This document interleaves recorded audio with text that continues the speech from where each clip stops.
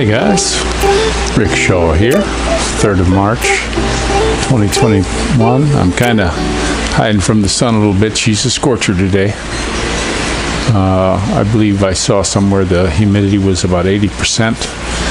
I can easily see it get to 100 today. It's baking in the sun. You go out in that, even I'm looking for some shade, so it's a good one. But something I want to talk to you about, I don't know about all the other visas. I'll talk a little bit about those, mine anyway, and what I've done.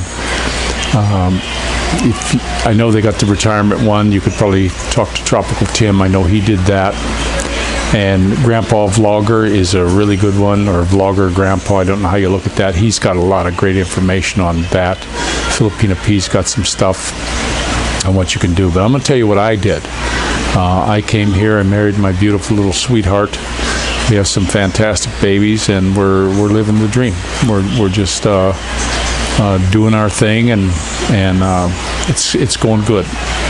Now, I did the 13A visa. You do a year, and then after your first year, then you got your 5-year thing you go on, which I've done. And then you pay, it was around 5,000 pesos. And every 5 years you got to do that. And every year in January, they tell you got till the end of February, but I get her done first thing. I got it set on my phone, and we pay our 310 pesos a check-in. Bring your passport. They want to make sure you got a valid passport, and whether you've been gone more than 6 months or not, and all this kind of stuff. So they look into that. I haven't, so everything is good. But some of the things I've had some people hit me on the messenger talking about being a Filipino citizen.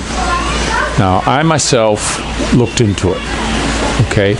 Now, in order to renounce your U.S. citizenship, you gotta go down. You can't owe any taxes, blah blah blah, and then you renounce it, and then you're not a citizen anymore. So that I don't want to do that. But here in the Philippines, what they do is they just want you to say it.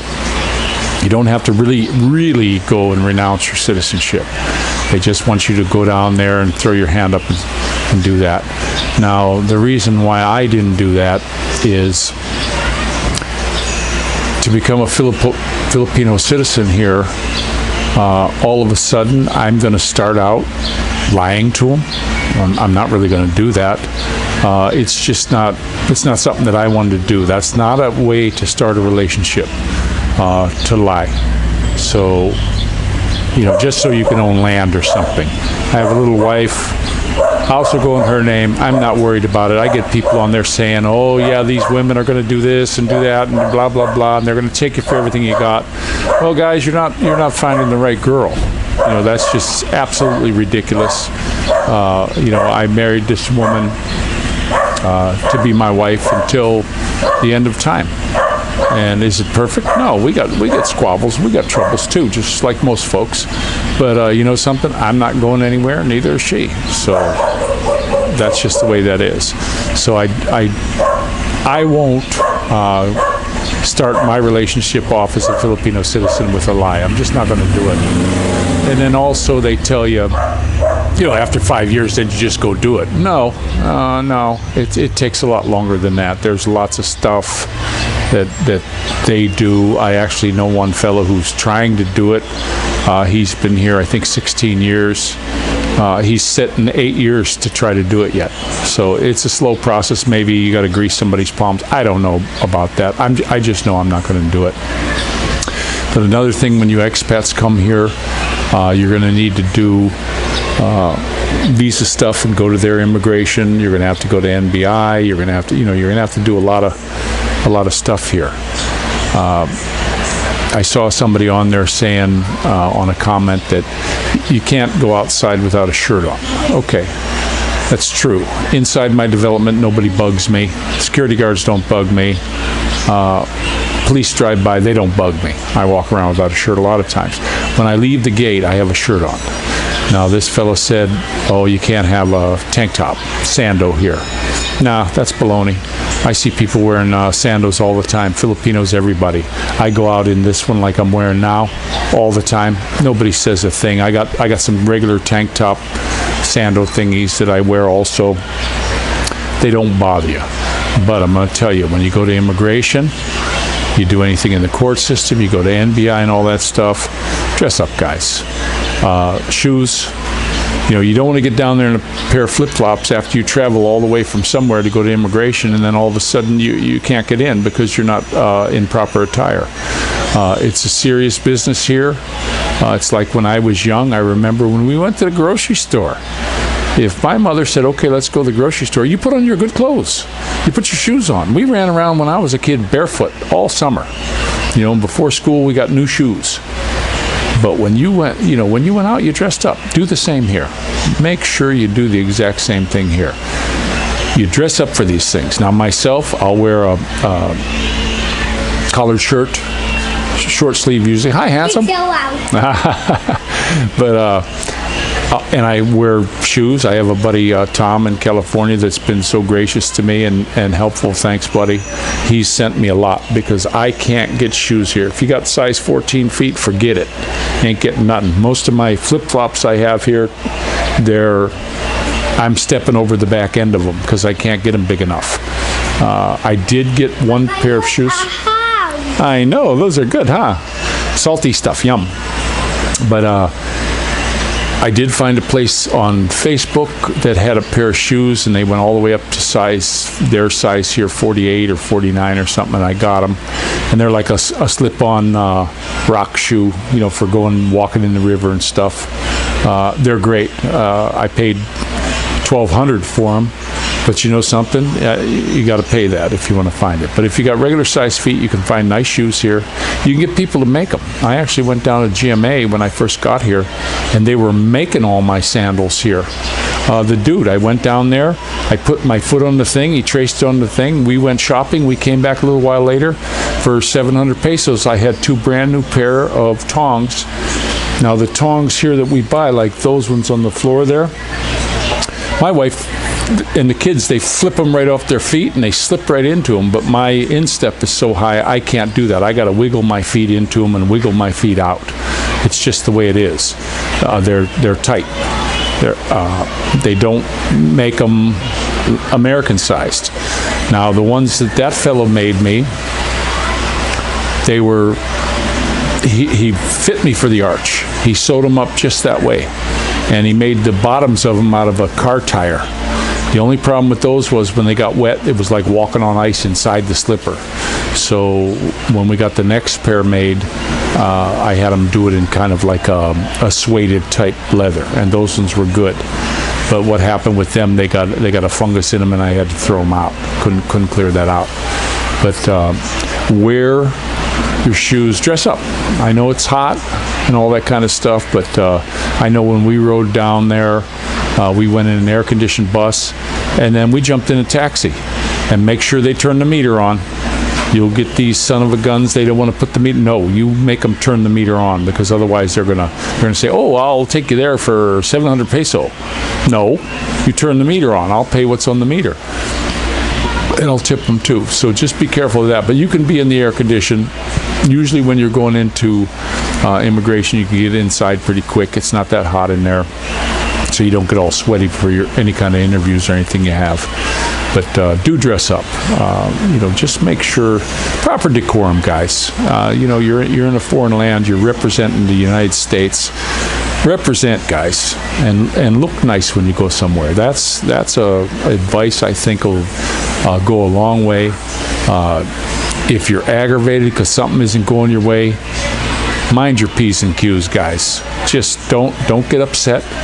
You get upset with these people, and it's going to be a nightmare for you, because they've seen it before and they know how to handle it, and they're going to drag it out for you like crazy. So just be nice. We had a thing here where I was going down for my 13A after the 5 years. We had moved. I wanted to change my address, and we didn't know. They sent us everything we had to do. We did it all. We submitted it online to them before we even went there to pay the money.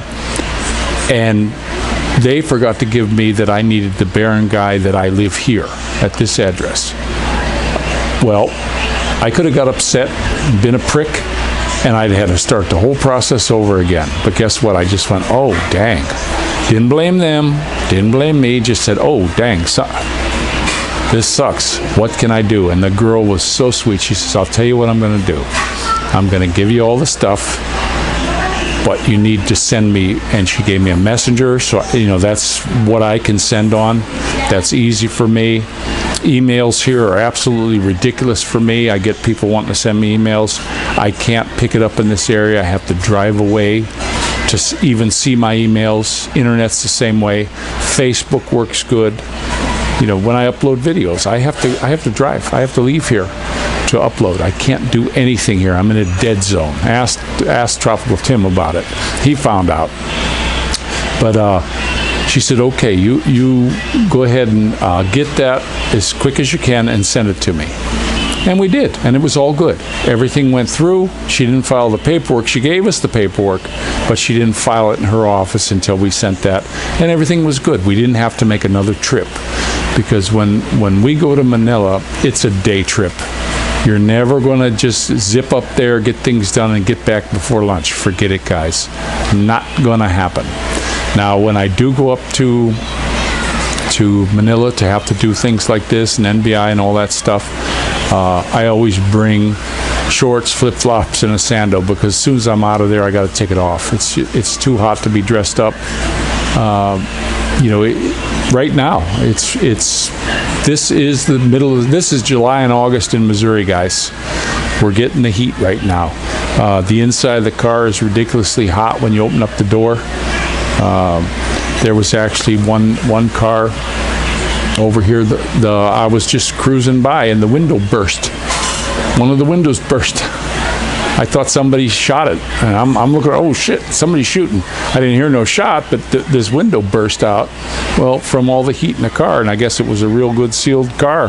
Something was up, but it can get really hot here, guys. So know that when you're traveling. Do the air-conditioned bus. I don't drive the car down to Manila anymore. It's just too much of a hassle for me. It's something that I just don't want to do, so I'm not going to do it. If you come here, I've said this before, if you come here, you can get away your entire life without a car. I recommend getting a motorbike. Don't think you got to get some big 1,000cc bike. It's not gonna serve you well, guys. It's not, unless you're going to be just a highway guy. I'm planning on getting a bigger one in case if I want to shoot down here with my wife from where we're moving, so we can jump on the highway and not spend all our travels on these side roads and danger. My wife's always said, oh, she's so scared of being on the highway. I feel much safer on the highway than driving these little side streets through lights.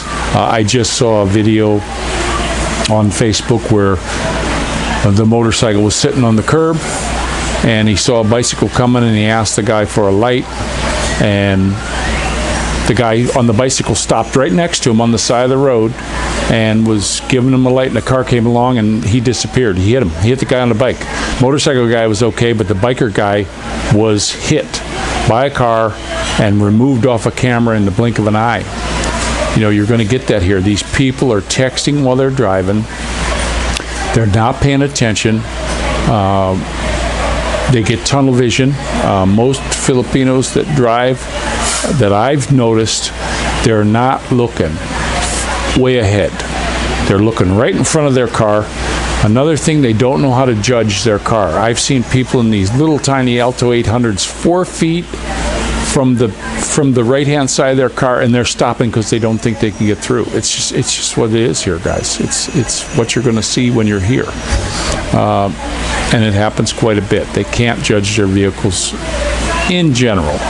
I've actually been behind some jeepney drivers that are the total opposite way. These guys got like a cat's whisker on either side, and they're cooking right through spots. Some of them are really good drivers, but you're going to get a lot of them who just are not. And so you got to watch it. And I have noticed a lot of them that aren't really good drivers got a mask, and they got a face shield on by themselves in their car. Go figure. But, just make sure you're proper decorum when you come here. You're going to be doing having to do a lot of paperwork. check out some of these other sites on the people that do all this. People ask me all the time, well, how can I do an SSRV? How can I do? I don't know, guys. I don't know. I know I did a 13A, and I can't tell you what it cost or how to get a driver's license anymore because I got mine 8 years ago. I know it changed.